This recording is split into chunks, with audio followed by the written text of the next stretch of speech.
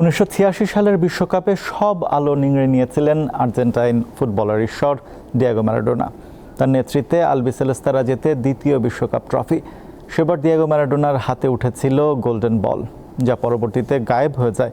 তবে হারিয়ে যাওয়া সেই বলটি ফিরে পেয়ে আগামী জুনে প্রথমবারের মতো নিলামে তুলবে ফ্রান্সের নিলামকারী প্রতিষ্ঠান আগুত্তেস।